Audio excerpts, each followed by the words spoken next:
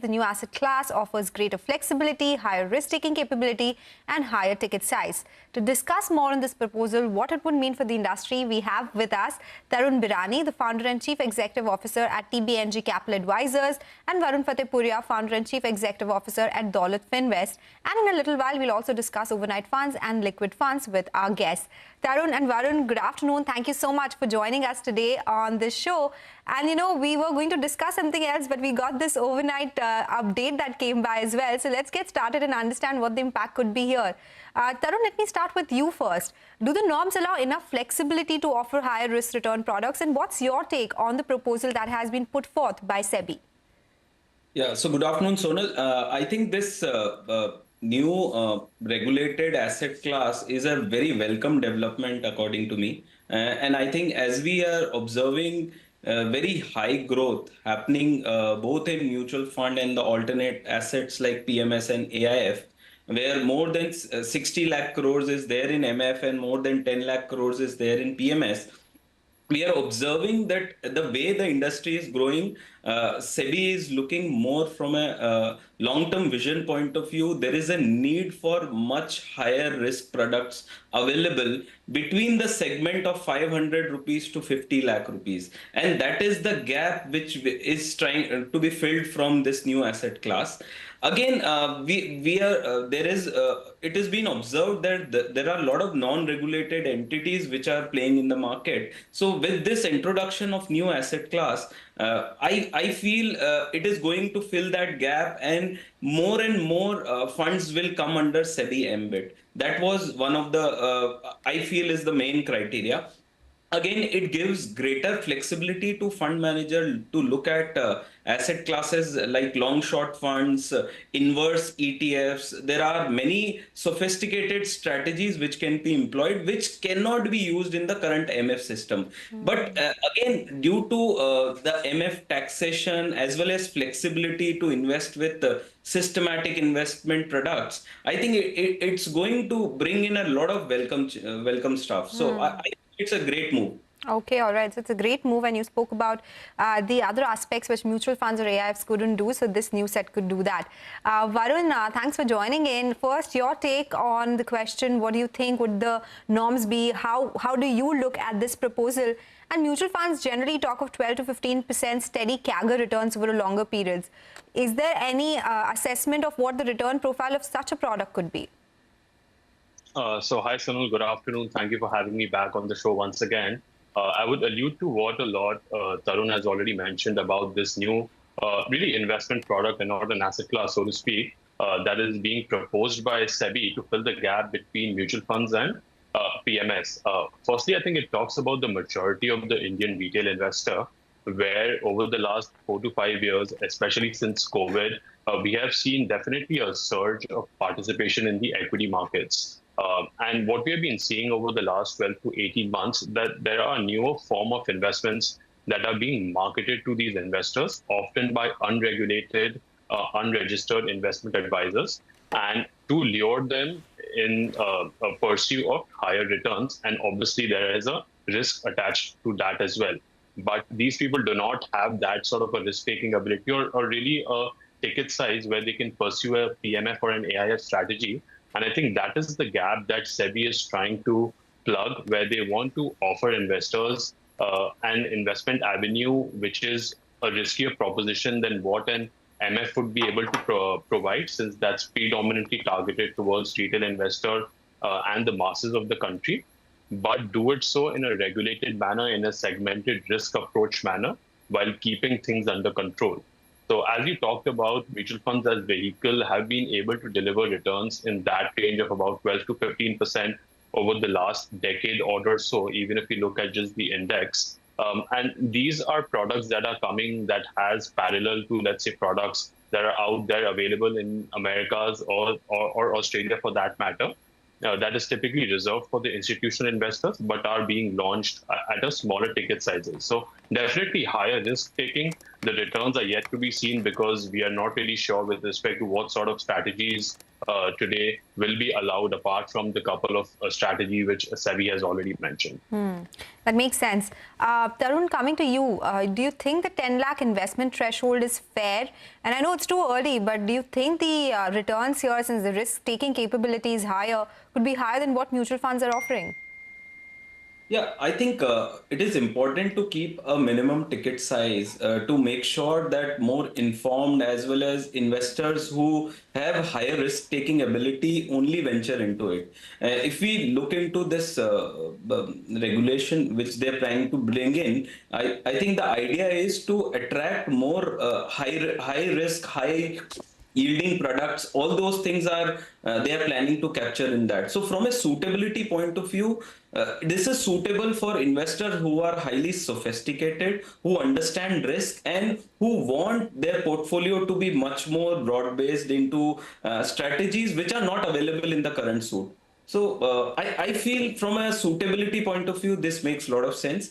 But again, I have one point to make here is life is simple. One should not try to overcomplicate, but just to bring in new products, new idea. I have worked with clients with a very high portfolio, big portfolio in pure index and ETF portfolios. So with say 50 crore portfolio also can be managed from a simple index. What happens just to that recency bias creeps in the investor mind, and so many products going on. There is a lot of FOMO right now to invest into something or the other, and that's where investors get trapped into all these things. So though it's a very welcome move, but my advice to investors again would be to look at their suitability, their risk profile, and make a simple portfolio.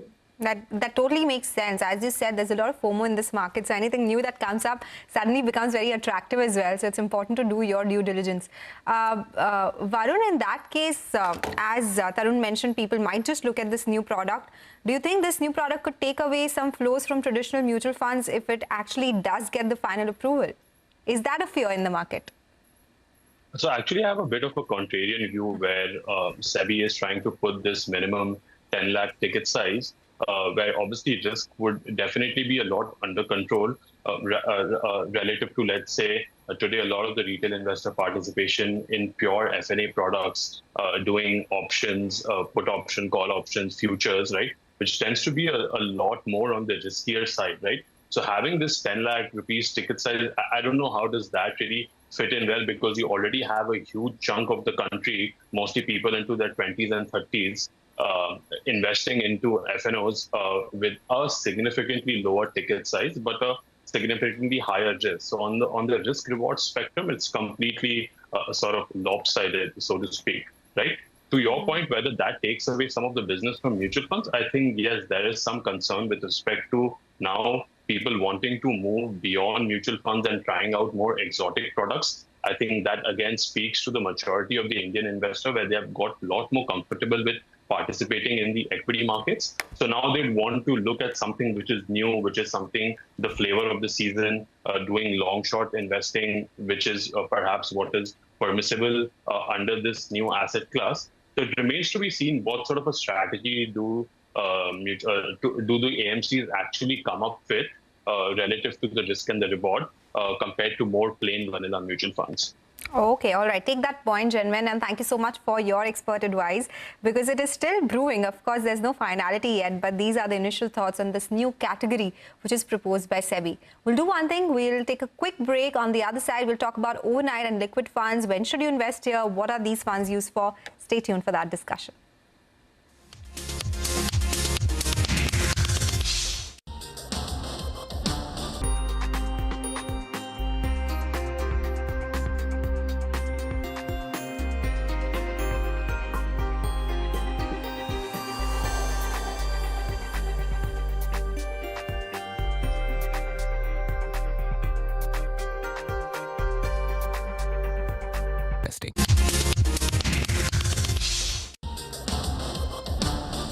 Welcome back. You're still tuned into MF Corner. We still have with us our guests, Tarun Birani and Varun Fatehpuria.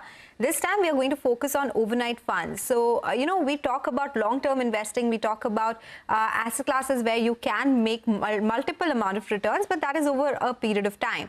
Let's talk about what do you do when you have to park your short-term funds, and that is where you can look at liquid and overnight funds. So let's get the basics out of the way. Varun, let me start with you. What is the idea of liquid funds and overnight funds?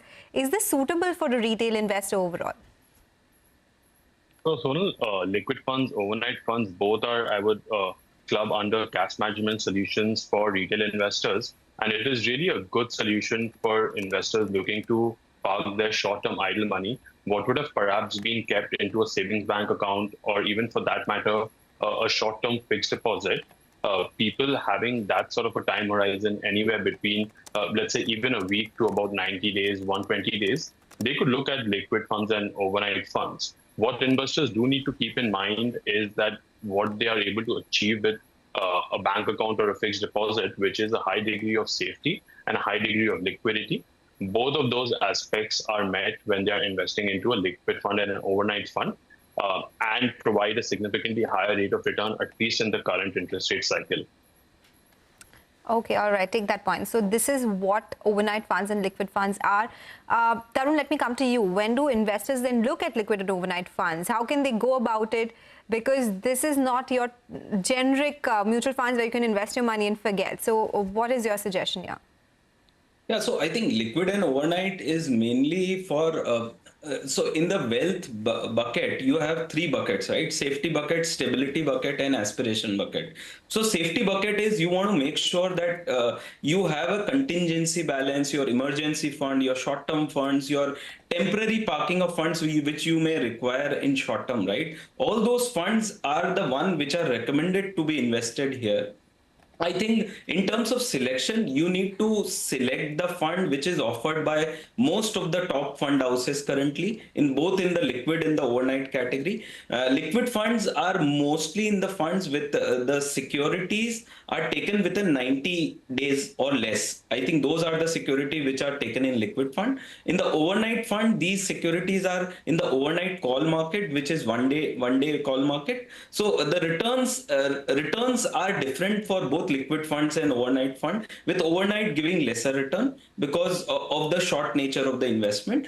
Again, in terms of selecting the fund, I have seen most of the returns of liquid funds and overnight fund of most of the peer groups have been more or less closer to each of them. So you should pick up the fund house which you are most comfortable with the parentage, and as per your convenience you can pick up. And expense ratios also need to be considered, because some funds may have higher expense ratio which can impact the overall long-term returns of these products. So those also need to be considered, and my suggestion is to monitor them also as we monitor any other fund, because it is important to and I have seen particularly in the times of, let's say, 2018-19, in the ILFS crisis and all those times, I think there was mismatch of securities in the portfolios also. So it is very important to keep monitoring all the investment which has been done. Yeah. Okay. Yeah, it makes sense. The total expense ratio would be different. Every asset management company would be different. So those are some aspects you need to keep an eye out on for as well. Varun, Tarun mentioned briefly how the returns are between overnight and liquid funds. But can you give us an average return? What does it look like for both these categories? Yeah, so overnight funds today, Sonal, are ranging anywhere between late 6 to about early 7. And liquid funds are in the range of about 7.4 to 7.5% per annum. What investors do need to keep in mind is this is in the current interest rate cycle where the repo rate has been hiked by about 250 basis points over the last 2 years. And the returns that are made by both of these funds track the interest rate cycle, because essentially they are investing into underlying securities, which could be a commercial paper, which could be a certificate of deposit, which could be a T-bill. All of the returns are actually tracked and linked to a repo rate. So in the current interest rate cycle today, you are able to easily generate more than +3 or +4% relative to a savings bank account, which will give you about 3.5%, or even for that matter, a similar tenor fixed deposit, which will not yield you more than 4%, right? So for investors having time horizon north of 15 days to about, let's say, 80 to 90 days, 100 days, overnight liquid funds both could be a very solid alternative to a bank account or a fixed deposit. Actually, that was going to be my next question, but we'll discuss it in greater detail. We have to take a quick commercial break. On the other side, we'll continue our discussion with Tarun Birani and Varun Fatehpuria and understand more on overnight and liquid funds. Stay tuned for that.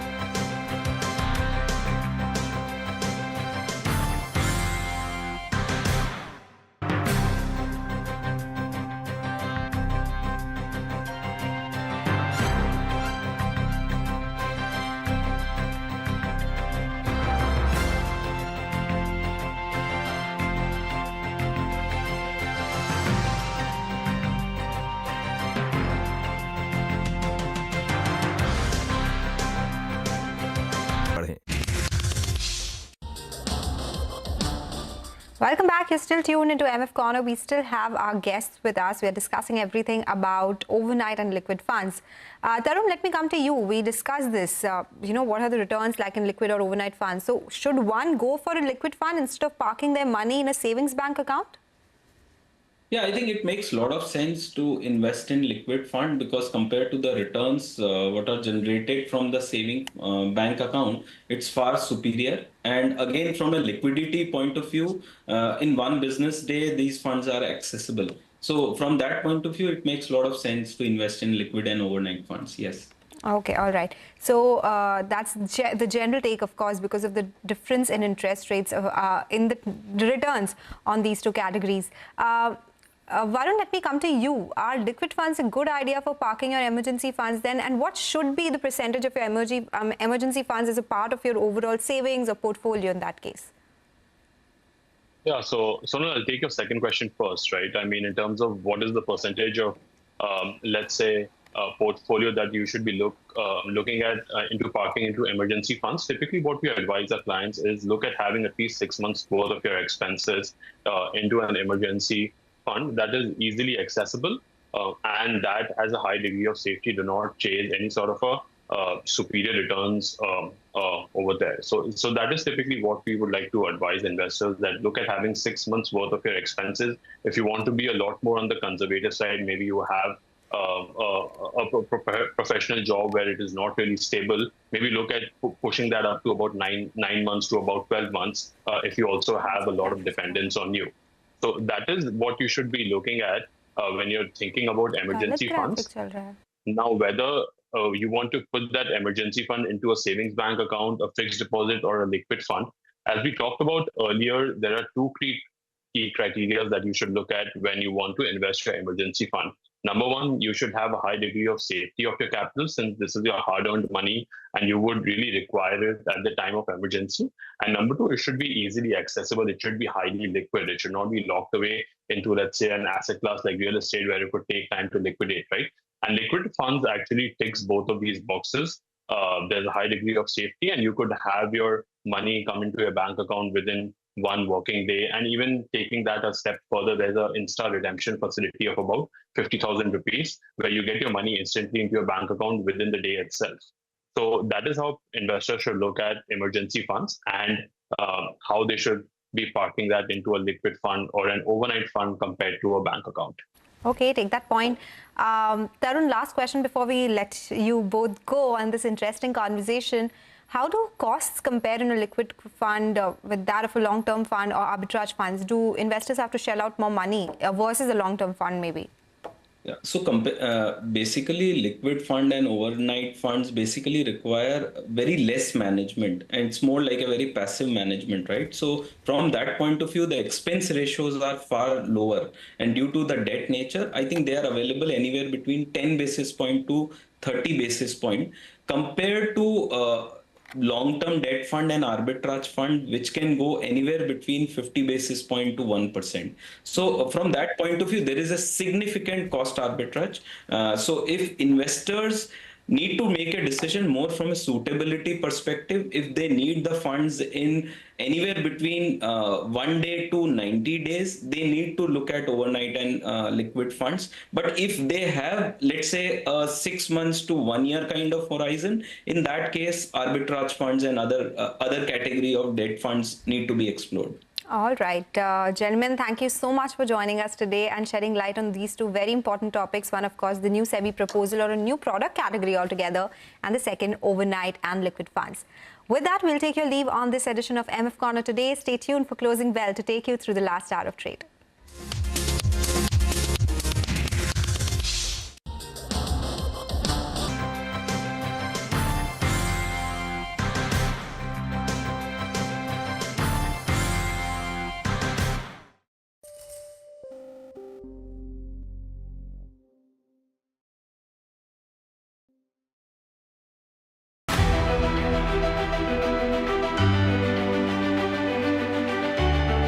The Indian markets have not just grown, they've broken several records in the last 25 years. India's contribution to incremental global GDP was as low as 0.2% 25 years ago.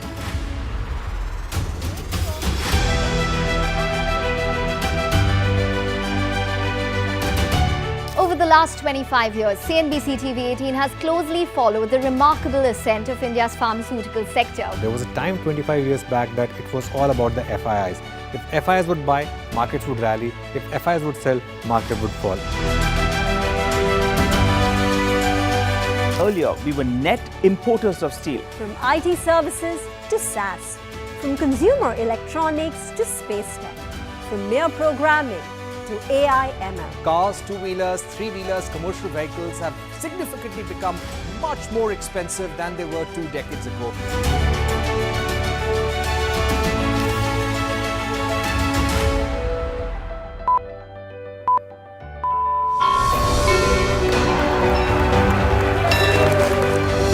Discounting is high there, but their focus is squarely on the 125cc segment.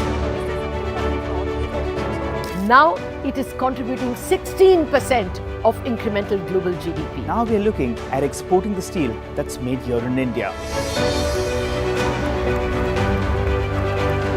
Welcome to the first ever India Business Leader Awards.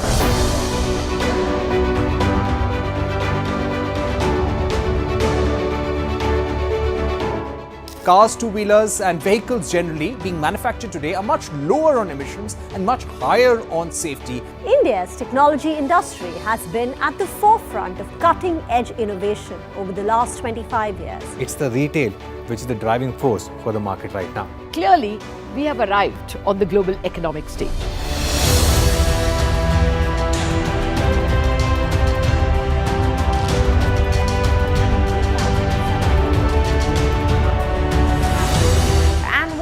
Way to celebrate our own 25th year. with new milestones being achieved on the Lal Street. 21 years of the Nifty from 1,000 to 10,000 today. Sensex and Nifty hit a record high. The Nifty rallying to a record high. We invite you to join us as we persist in leading coverage of the pharmaceutical and healthcare domain, documenting India's expanding. It's a negative start across the Asia Pacific considering the session that we had on Wall Street. Here's the best long-term equity market in the world. The SEBI has put out a consultation paper which talks about introduction of a new asset class. Perhaps it's not just China, it's also Taiwan in its crosshairs. It has that valuation comfort in comparison to its global peers. LTIMindtree beat street expectation, a modest beat, but there is a beat on the top line. But there's been a large swathe of brokerage cuts on Asian paint. Up 70 points lower on the Nifty, 180 points down on the Sensex. Been observing through the month of July so far is the larger cap names are starting to make a comeback. Demand trends in domestic are looking, nice. Bunch of problems with Z funds coming in, but they are coming in with some riders. In my view, the budget will be revolve around 6 pillars, and one of those pillars will be job creation. In the airport sector, we are at a very sweet spot. The Nifty and the Sensex have dipped in the red, though they were holding up in the green for a greater part. A very tough quarter where the retail was affected in April and May. We have kind of seen good demand coming back in June. National economic and financial risks to valuations have diminished. Sharpest strategies, top market trends, unmatched perspectives, the trading day's most comprehensive roundup. Stay ahead with NSE Closing Bell, broadcasting live from the CNBC-TV18 Motilal Oswal studios in Mumbai.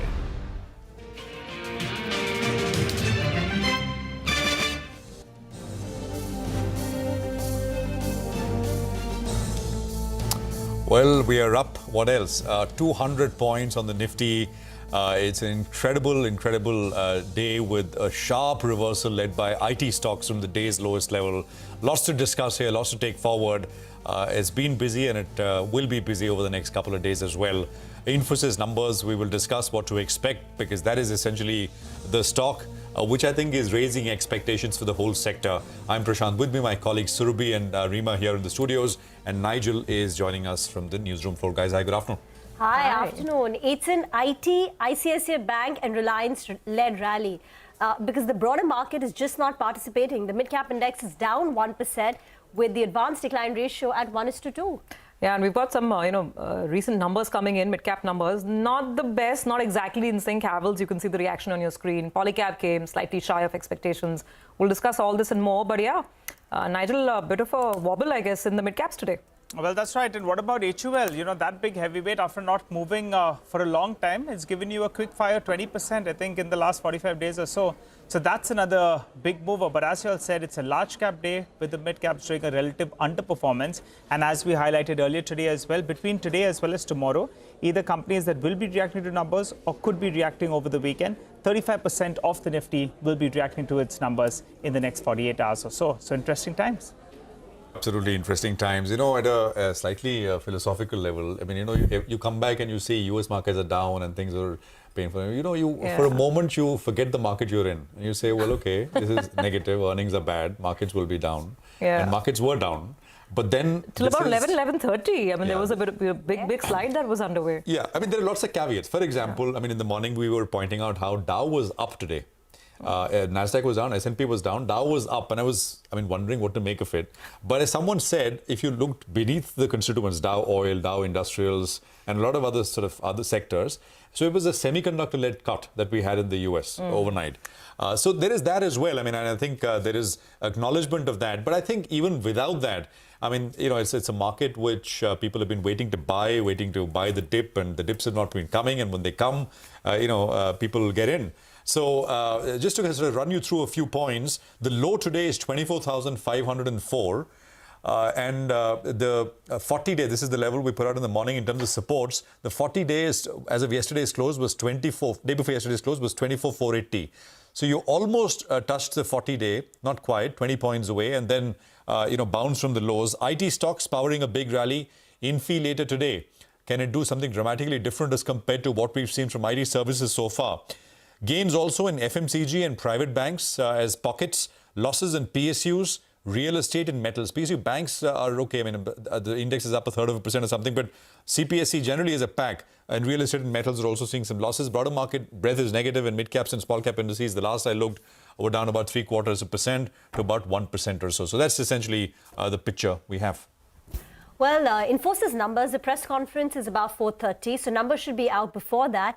But, you know, after 3 beats, TCS, HCL Tech and LTIMindtree, and all 3 large-cap IT names, if Infosys comes out and reports decent numbers and talks about some green shoots in recovery, I think the confidence in IT only goes up that much. And IT's been the big star. In fact, I was checking, the recent low was close to about 1,400 if you pull up a 3-month chart, and the stock has moved up to 1,750. So that's a good 20% up move in a span of 45 trading days.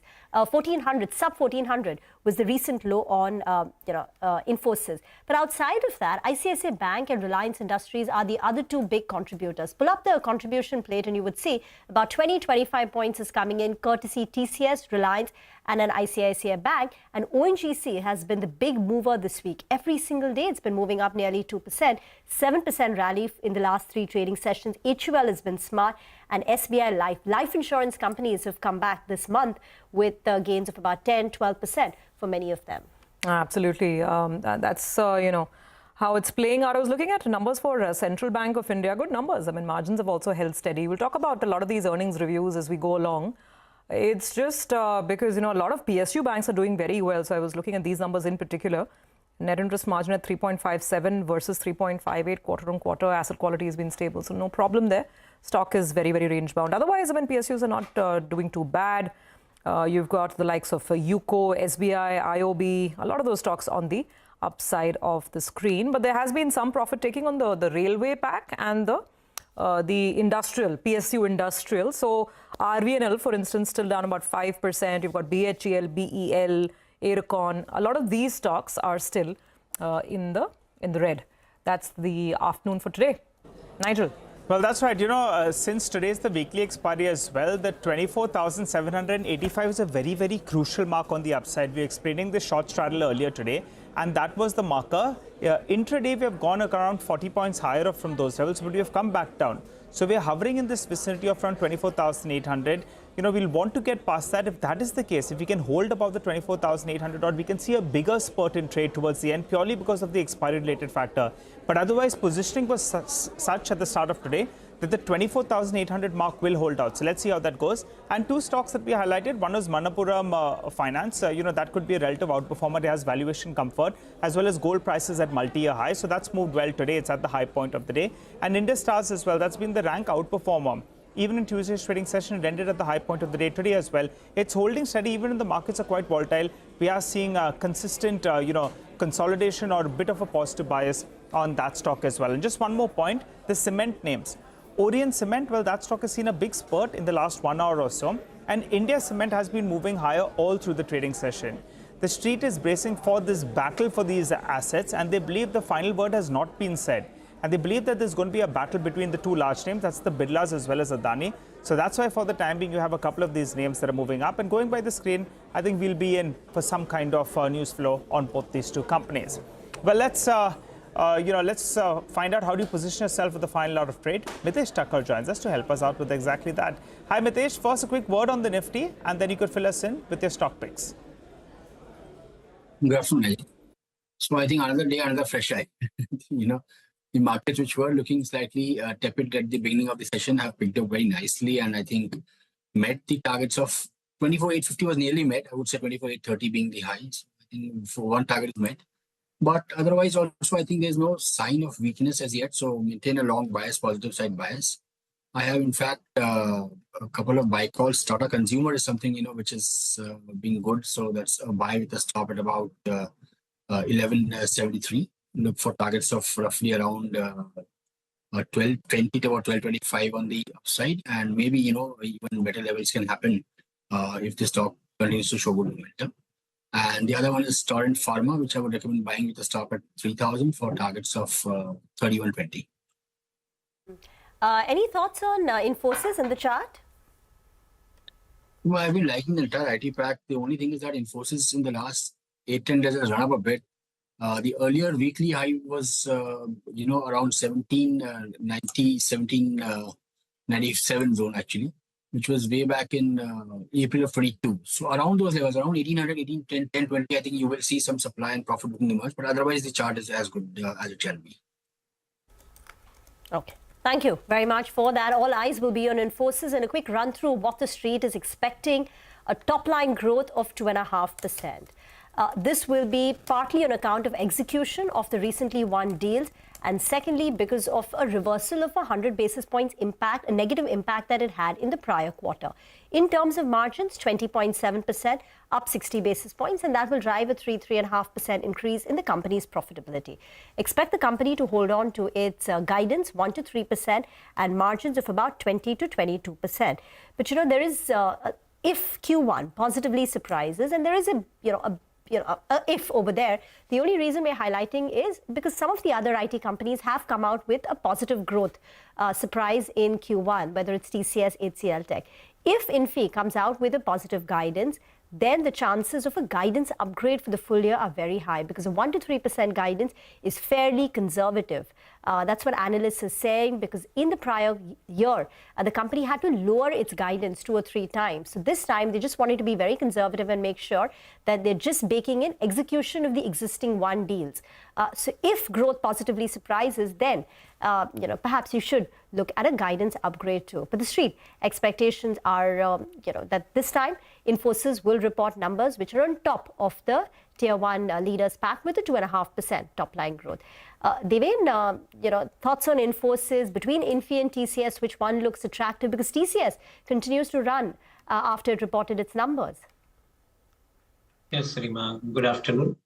Well, definitely, I think both Infosys and TCS, one thing remains common, that they have been cornering some of the larger deals, the big size deals, even though they are not, I think, they are not coming in, I think, big numbers as far as I think the activity is concerned. But I think as far as the volume is concerned, for the next 5 years or so, I think they are basically seeing the visibility of execution of these deals. In my viewpoint, I think the downside in the IT space probably seems to be limited, because on the other side, the customer is basically wanting to spend money for acquiring the newer technologies, their blocks, and also for the purpose of larger amount of game plan that they would have in their respective businesses. In each of the verticals, I think the TCS has demonstrated that they have got probably, I think, better amount of inquiries than what they were having before. Same situation would hold true for even Infosys. So yes, I think the commentary would matter as to how exactly I think they want to beat the entire street expectation moving forward. I think that would matter most. But yes, I think the markets have possibly started pricing in this possibility. Maybe Infosys kind of company currently quoting on trailing 12 months at around 26, 27 times price earning ratio. It may probably, I think, have further momentum if we see the larger deal announcements of that sort, I think, from the management. Okay, that's Infosys, and we'll have more clarity once those numbers come out just in the next few hours. By the way, look at Just Dial. That really has to be the stock of the day from an earnings perspective. The stock is up almost 19% even as we speak. And throughout the day's volatility, mid-caps cooling off, this has been a rock-steady story, 19% higher. Just Dial's margins almost touching 29%. And Rima was telling us earlier that's the highest, I think, in what, 4 years? 2016. 2016. So almost 8 years. Almost 8 years. And that explains the market's enthusiasm around it. Deven, do you look at Just Dial? Have you seen the stock or the company of late? Yes, Urbi. I think though we don't have it under our active coverage, but yes, have looked at this particular company. They basically both advertisement-based revenue as well as subscription-based revenue. Both this particular revenue stream is basically getting the higher amount of traction at current levels, because largely the action plans with Reliance Retail, who holds this particular company. So from that perspective, the entire merchant space is contributing significantly high. But more importantly, I think what they have done is they have automated the entire process of either collection of money by the way of subscription on a monthly basis, or even for that matter, I think advertisement revenue that they are having. I think the entire process has been automated, digitized completely. And that has started contributing substantially since last 2 quarters, 3 quarters into the profit margin. And that is what is more encouraging, that this particular company, which was up till now, I think, dependent on too much of manual processes, is now working on efficient processes, so that I think the cost has come down, margins have started improving.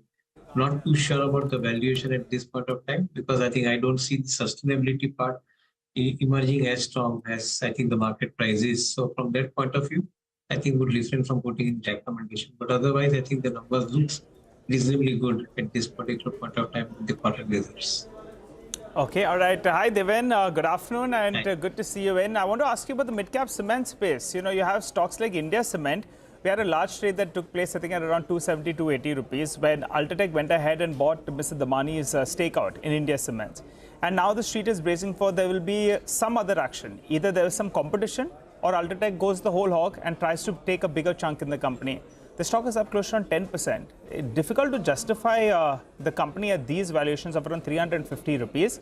But what's your view on India Cement? And maybe you could comment even on Orient Cement, because valuation-wise, that asset appears far better. You know, it has limestone reserves, it can expand, and also on the valuations, it's not so expensive. Your take. Absolutely, Nigel. Good afternoon.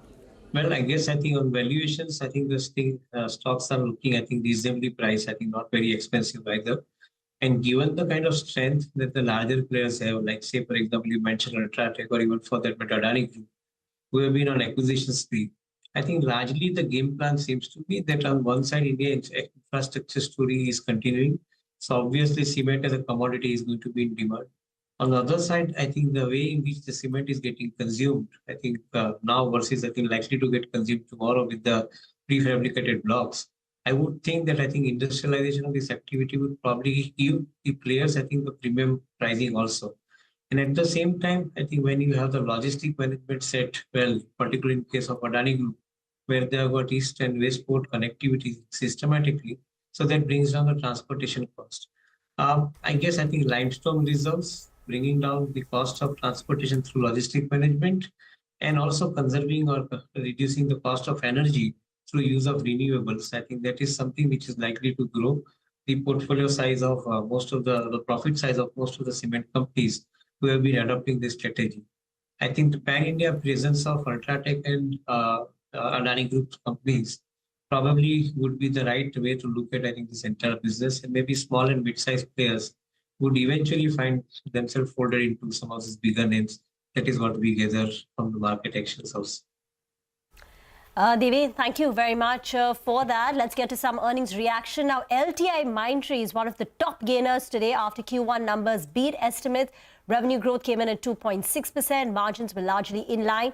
I caught up with Debashish Chatterjee, MD and CEO of LTIMindtree, and began by asking him if the growth rate seen in the current quarter was sustainable. Listen in.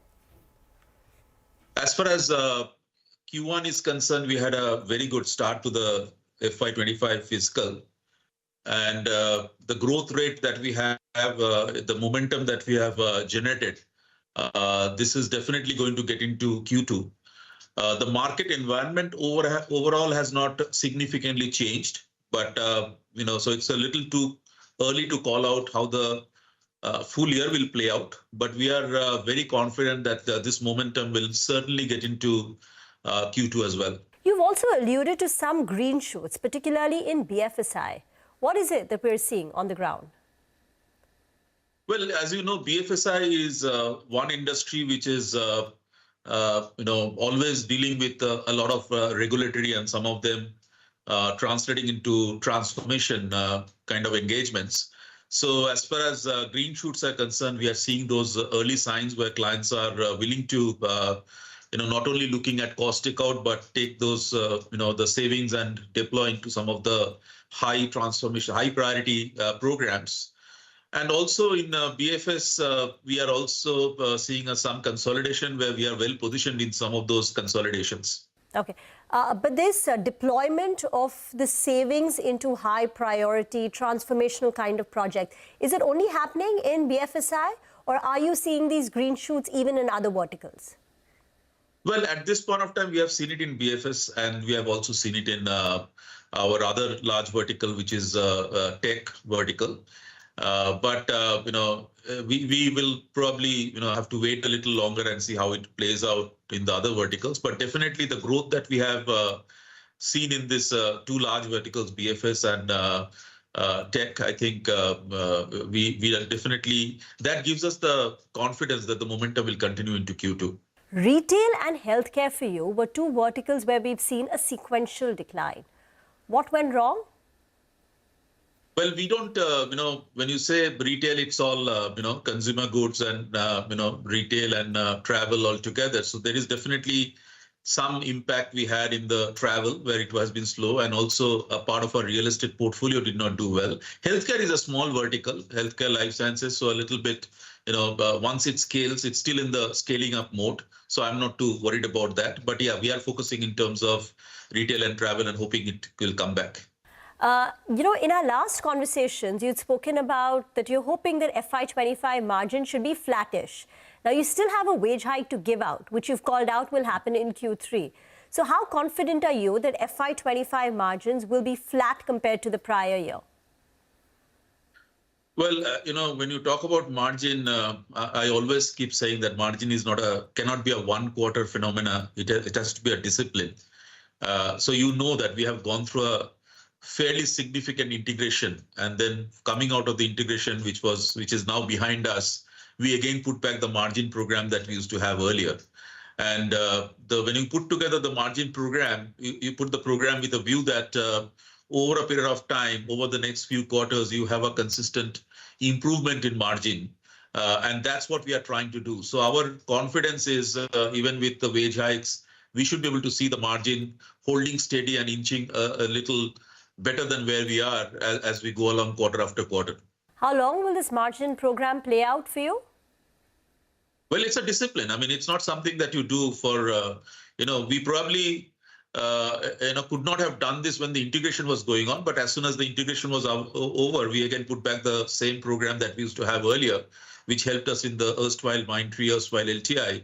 And now I think at LTIMindtree, we have a very robust margin program, which we are very confident about in terms of how the margin can be taken up over.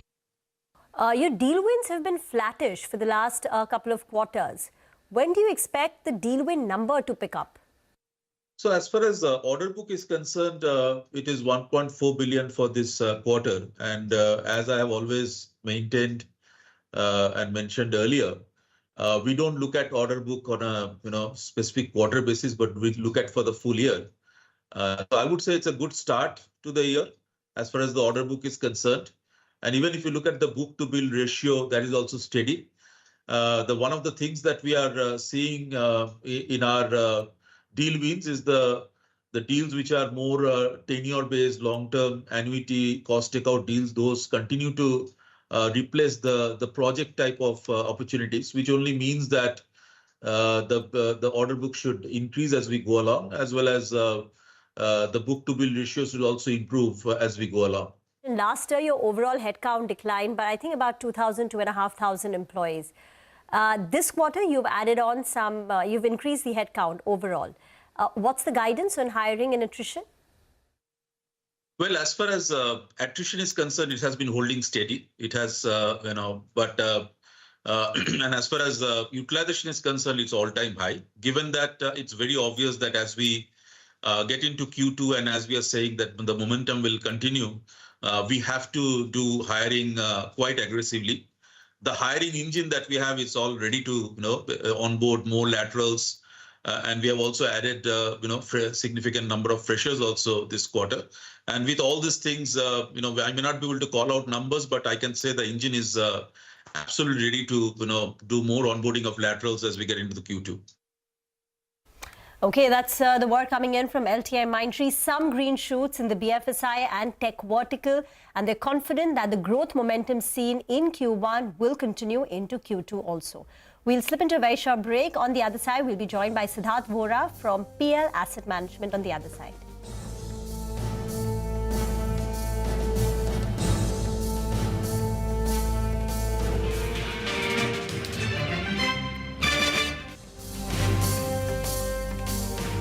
Since 25 years of excellence and unparalleled growth. CNBC-TV18, embarking on a quarter century of excellence. What does it take to build India's largest startup platform?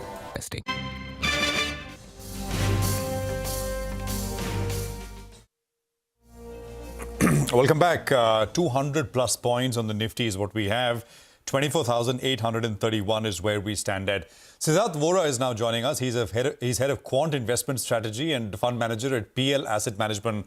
Siddharth, good afternoon. Good to have you with us here. Thanks for your time. Prashant this side. Today, momentum stocks are taking a bit of a break. I mean, actually, they're taking a pretty large break if you look at it. Check out the Nifty Alpha Index, which is basically comprised of these names. That index is down 2.5%, right? Your Trend and your CG Power and so many other names, which are down as we speak, and the Nifty is up. So the underperformance is almost 3.5%. I don't think it's happened in a long time.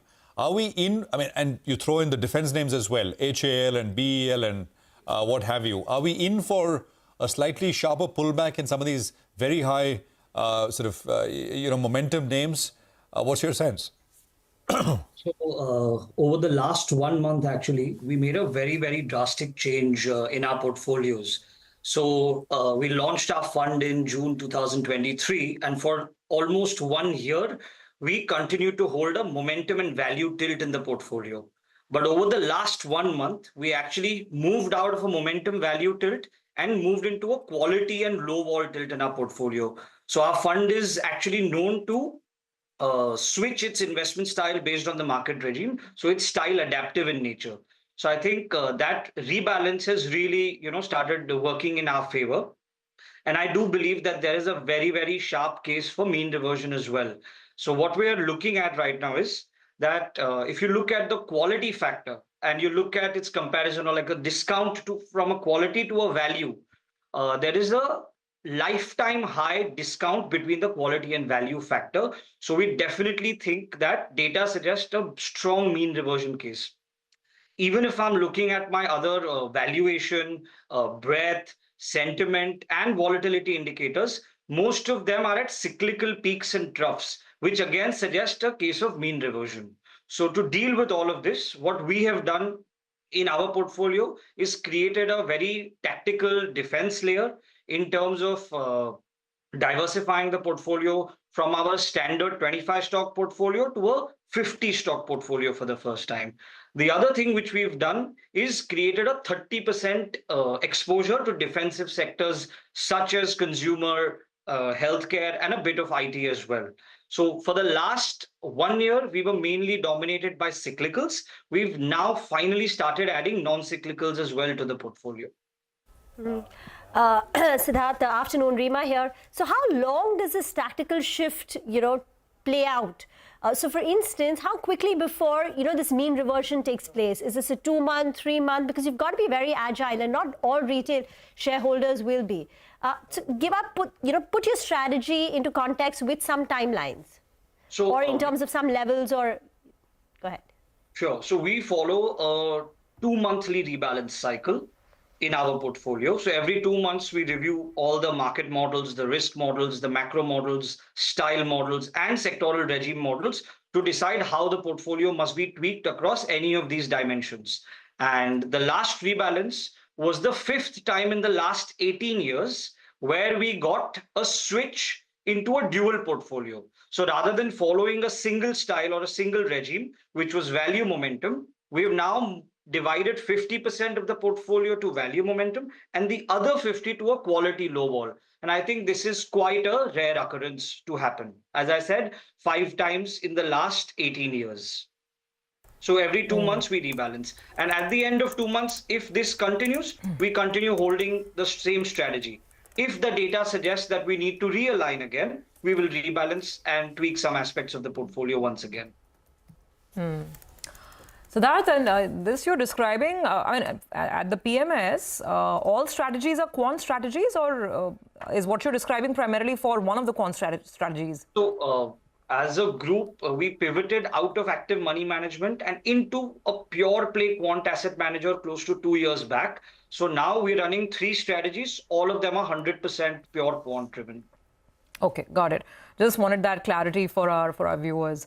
Now, with what you described, and these terms, these days the definitions also change so much. A year back, what was value is now momentum/growth, and these terms are, it's not cast in stone anymore, and it could change in a matter of months.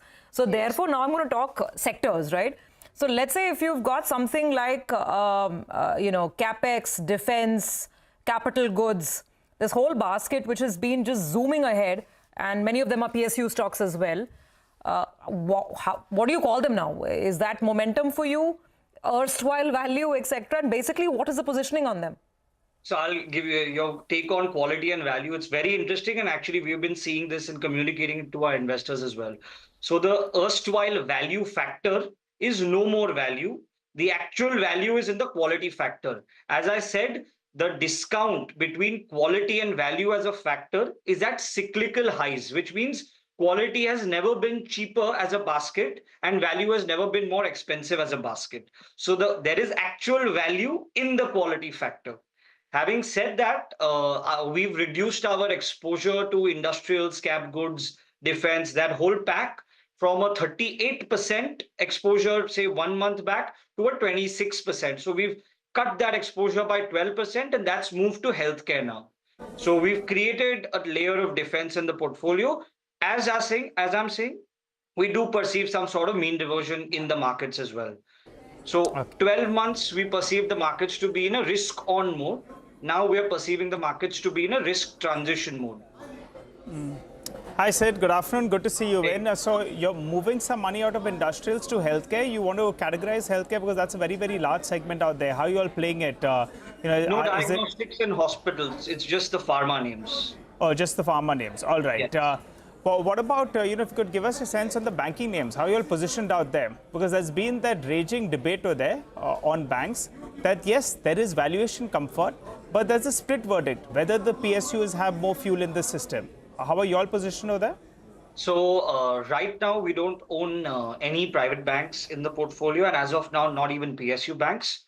In the last 12 months, we've had a healthy around 22% odd financial exposure.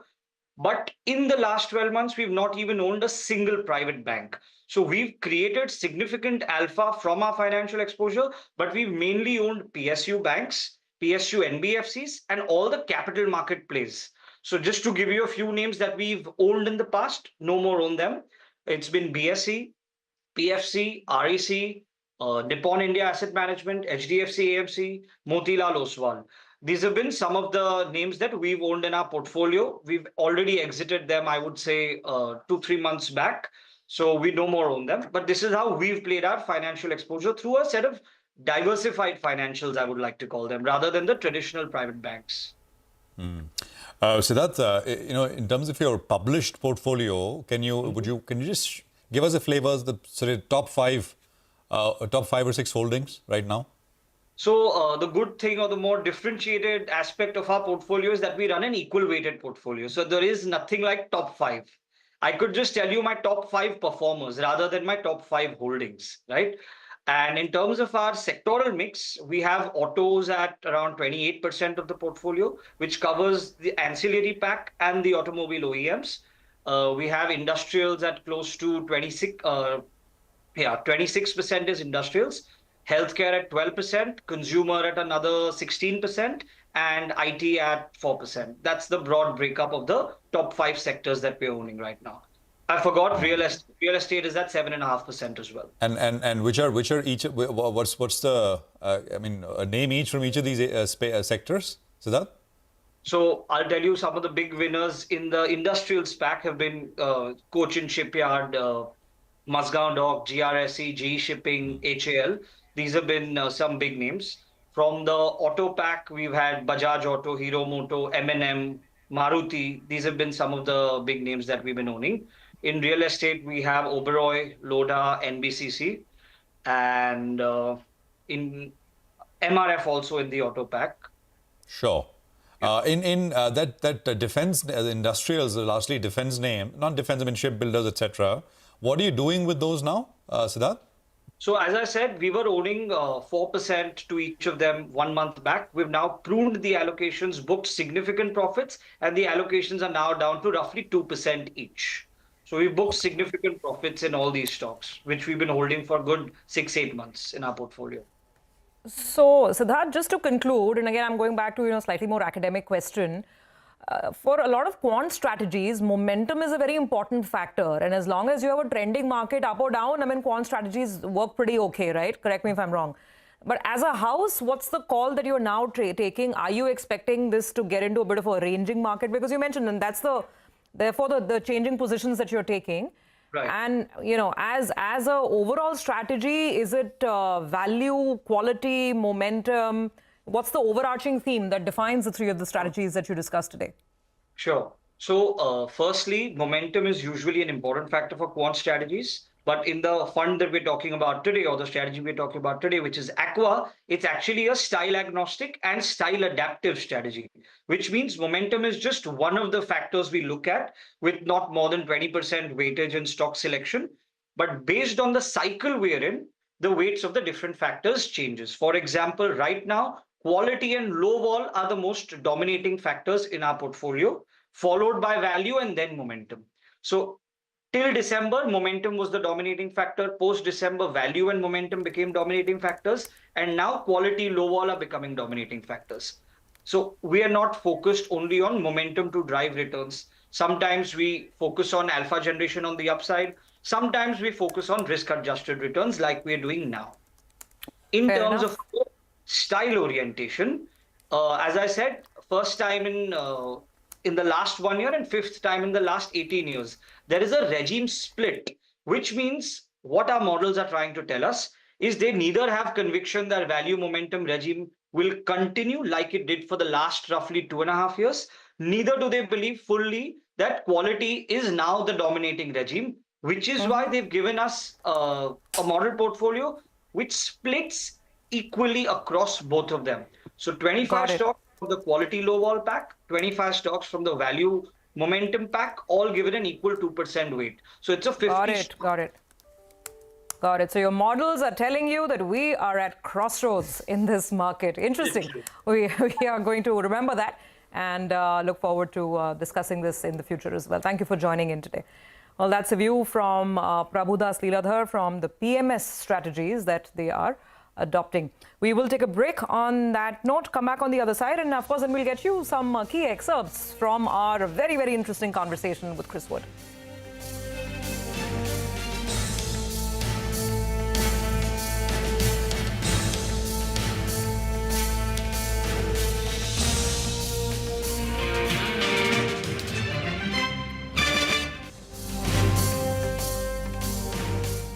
It takes a journey of starting out as an unknown and ending up as unforgettable. It takes more than 2 decades of celebrating the most influential and influencing the most celebrated entrepreneurs. From chronicling the stories of India's startup universe to becoming a success story in itself as India's longest running show on startups and entrepreneurship. Celebrating 21 action-packed years of building India's biggest startup community. Young Turks at 21. Only on CNBC-TV18 and CNBCTV18.com.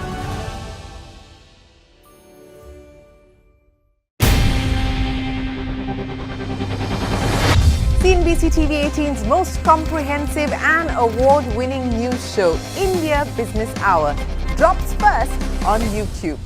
So get the first access to the most influential architects of policies and politics, the key newsmakers of the day. Discover the big themes as we decode the business of markets, macros and more. Be the first to go to the heart of all the top stories that drive the day's agenda. Catch the award-winning India Business Hour live every night on YouTube with me, Shireen Bhatt.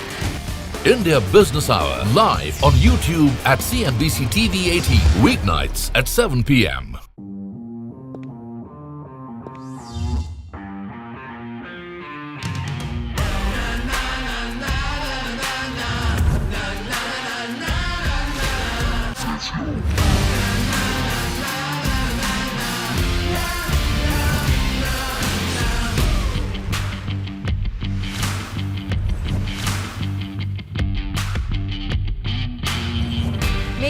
decisions with comprehensive analysis on the go. Strengthen your portfolio with real-time market updates on the go. Create effective strategies with insightful expert opinions on the go. Grow on the go with CNBC-TV18, now streaming live 24/7 on YouTube. Big US tech companies have huge cash balances, so they're getting 5% where they would get before getting nothing. Although those cash balances are now coming down.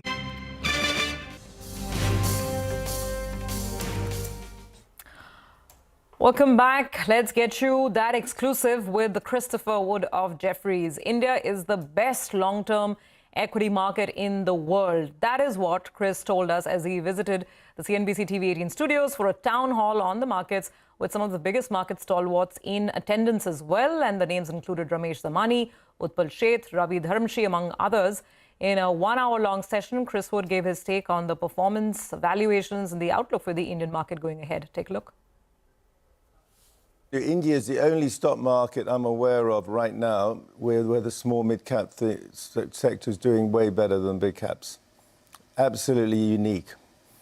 And it's driven by this domestic phenomenon. This is not replicated in any other market right now. India is the best long-term equity market in the world. Clearly, the US has done fantastically well. But in the emerging market Asian context, yeah, India to me remains the great domestic demand story. You have this very emerging equity culture. But what, as you rightly have just highlighted, is amazing is the dynamism of the local asset management industry and the growing retail participation. And actually everybody, I've been in Mumbai 2 days, everybody from the financial industry, I think, is staggered by the resilience of the market following the surprise election result. My understanding, obviously, the excess valuations in India, or the perceived excess valuations of the small mid-cap area, but my understanding in recent quarters, they've had the best earnings growth too. So it's not completely divorced from underlying fundamentals. No, the only issue, the risk in India is simply that some of these stocks are very high valuations, so there's a risk of earnings growth disappointments. The big point for your viewers to understand is the foreigners are remarkably underinvested in India. So we believe that the global emerging market funds, who are the prime investors in Indian equities, are barely neutral in India, partly because the neutral weighting of India has gone up because it's outperformed, and partly because they haven't really been able to get into the market because the local money has kept it at valuations where they're not comfortable with. I've been telling investors, well, they got obviously crazily cheap when oil went negative, so there was an opportunity there. But also, frankly, if you want to hedge geopolitical risk in a global equity portfolio, your only practical way to hedge that is energy. And actually, even in an Indian portfolio, if you want to hedge the risk that oil suddenly goes up, because obviously this Middle East situation could... I've been primarily focused on Russia and Ukraine as a risk, but the Middle East is a potential risk. The only practical way to hedge that is energy, and these energy stocks pay good return. Dividends, they're defensive, but they could be like tobacco stocks. Tobacco stocks the last 20 years have been good performers. Sector I first heard about 3 years ago, but in terms of my portfolio, I've missed the defense stocks. But the problem in India is what not to own. Right. So my portfolio has been basically built on where the performance of my greed and fear portfolios come from the last year, I would say, in property, energy, and infrastructure. But the missing part of my portfolio is defense. So let's say there's a sudden resolution of this conflict. Maybe the defense stocks will correct, and that will be an opportunity to add. Please rectify that for us. Yeah. And then another emerging area in which I'm not invested in, but I mean it's definitely getting more and more attention, is the contract manufacturing sector.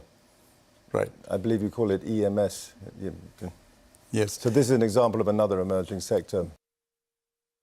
Well, from a US perspective, Donald Trump will be risk-on for equities because his first act will be to extend the tax cuts. But for the interesting question is what Donald Trump would mean for the dollar and the US bond market. On that environment, I think my guess is Donald Trump would lead to a weaker dollar. Much more likely to see this Ukraine-Russian conflict resolved. which will then would lead the market, I think, to cause that should logically cause oil to sell off. And there will also be expectations that Donald Trump will go out of his way to what he calls drill, baby, drill, i.e., increase energy production. Okay, well, that's Chris Wood on a wide variety of subjects, and you can sort of watch that interview later during the day. We'll continue to play snippets, and of course, you can go online to CNBCTV18.com and find the entire interview as well. We'll take a quick commercial break here. 200 points higher. We're at about 24,800. It's a sharp reversal. It's large caps, though. I mean, as we've been pointing out, mid caps, small caps are sulking today. We take that break. We're back. We'll get you some technical trading ideas. Amrish Baliga will also be joining us when we return. Stay with us.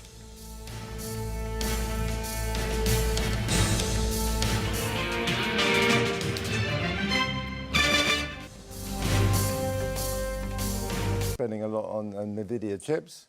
Second point is the US corporate sector, investment-grade corporate sector. The CFOs did a very good job of terming out their debt, locking in bond yields. So more than 60% of investment-grade bonds do not mature until after 2029. So those, I think, are the key reasons why the corporate sector has been remarkably resilient in the face of Fed tightening.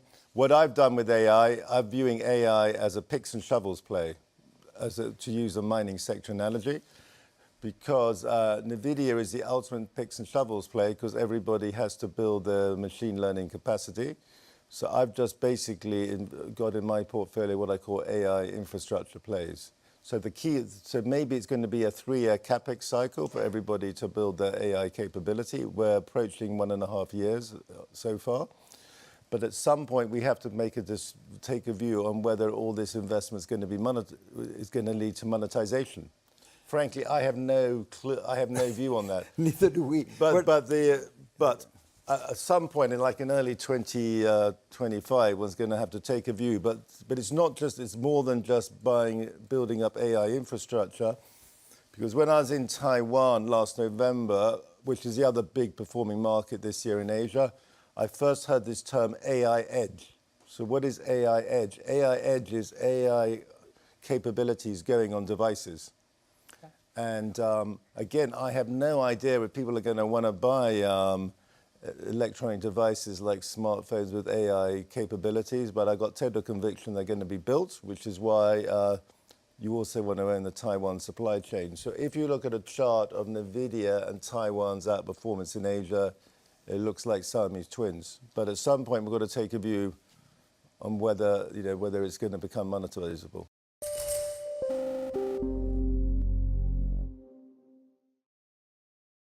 I've been telling investors, well, they got obviously crazily cheap when oil went negative, so there was an opportunity there. But also, frankly, if you want to hedge geopolitical risk in a global equity portfolio, your only practical way to hedge that is energy.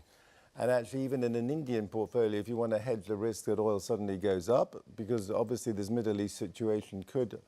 I've been primarily focused on Russia and Ukraine as a risk, but the Middle East is a potential risk. The only practical way to hedge that is energy, and these energy stocks pay good return dividends. They're defensive, but they could be like tobacco stocks.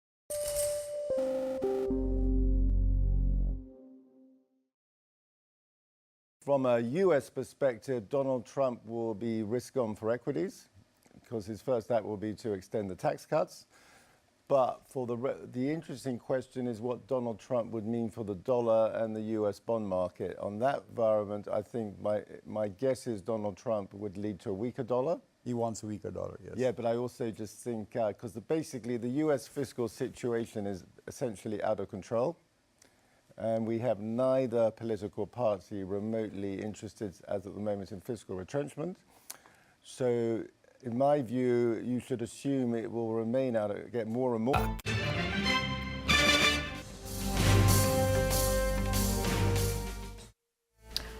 Welcome back. It's still a very good-looking screen with the Nifty managing to stay above 24,800. Mitesh is with us, so let's get some more trades in. Mitesh, it's really green all the way, every dip getting bought. What would your final advice be for today? It's been quite positive, but I have one BTSC and one STBT. On the selling side, the Siemens, I think, closing with a lot of negative set up on the hourly daily charts. So estimate here is the stop at 71.60. Look for target of 70.30. And State Bank will be a BTST with a stop at 886.5 for targets of 905. Okay, all right. Got it, Mitesh. Thanks very much. You enjoy the rest of your day and we'll connect again tomorrow. For the time being, let's get back to some fundamental opinion on the market. We caught up with Ravi Dharamshi, CIO at ValueQuest Investment Advisors, after our market town hall. Got his views on the way forward for the market, as well as, of course, expectations from the budget.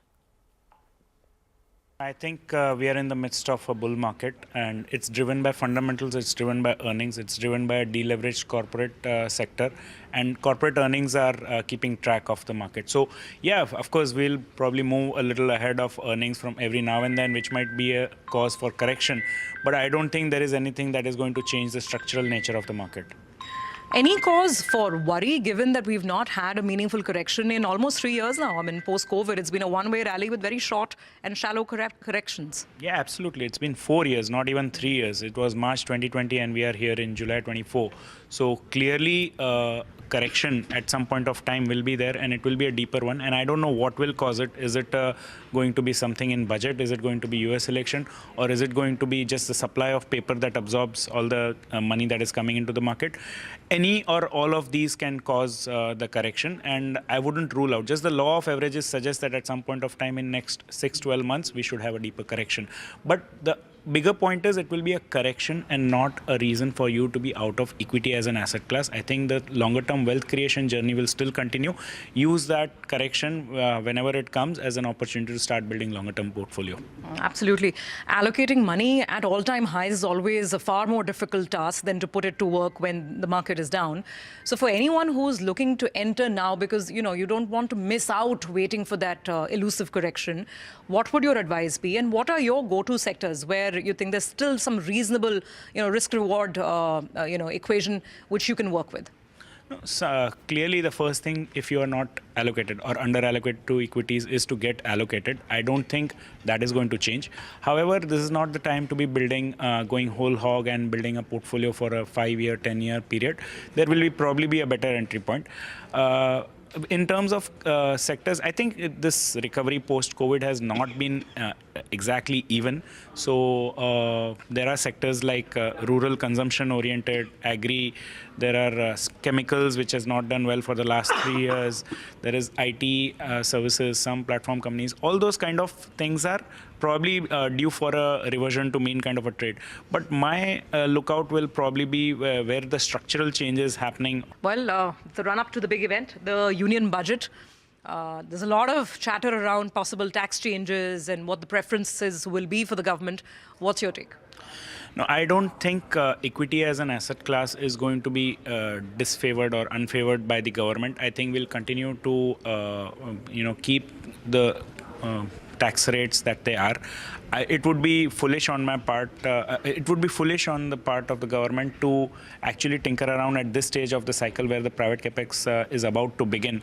I would, of course, there is a problem to be solved in terms of the banking deposits, which are actually running dry. So maybe some amount of incentivization on that part, but not taking away from the equities would be a fine balance that I would be looking for. Second thing that I am looking for is how they manage the the pulls and push of the coalition government. Is there a need to, are they doing a hard turn towards consumption-oriented and welfare-oriented sectors, or is it just going to be a lip service paid and continue on the supply side reforms on the capex side? That is two monitorables for me for the budget, but I would expect it would to be more of the same with just a little bit on the incremental side. All right, that's the view from Ravi Dharamshi on the market as well as budget expectations. So we will quickly take a break on that note, and we'll come back on the other side. I think we'll have also Ambrish Baliga joining in. So back with that in just a bit.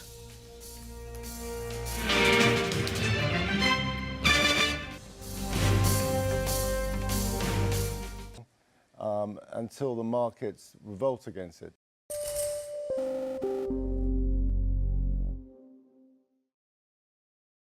The defense sector I first heard about 3 years ago, but in terms of my portfolio, I've missed the defense stocks. But the problem in India is what not to own.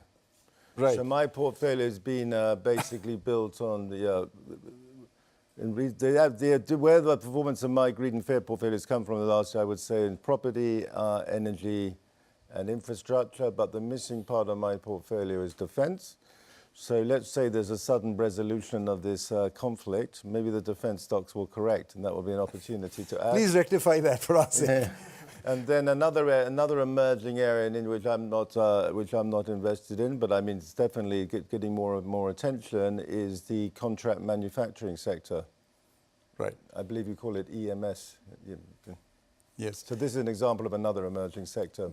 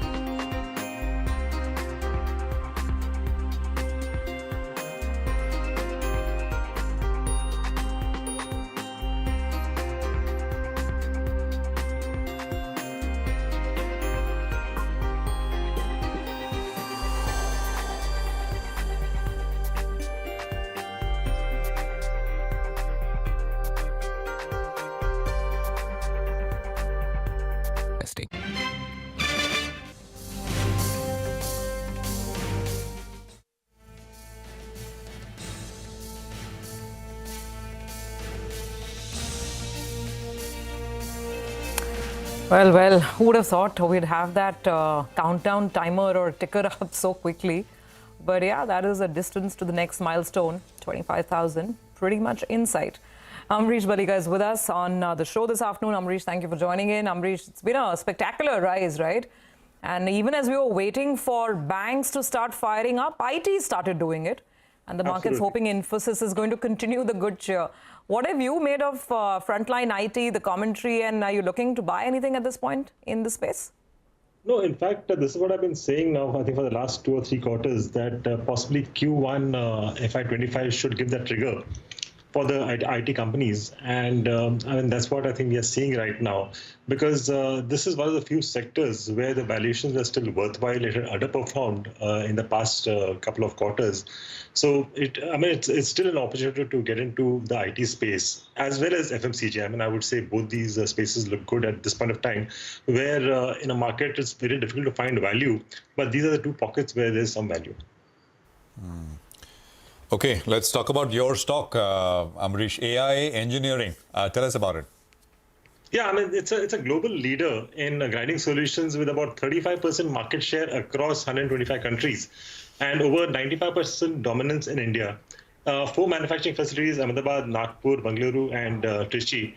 And the consumer industry for them is cement, mining, and thermal power generating companies.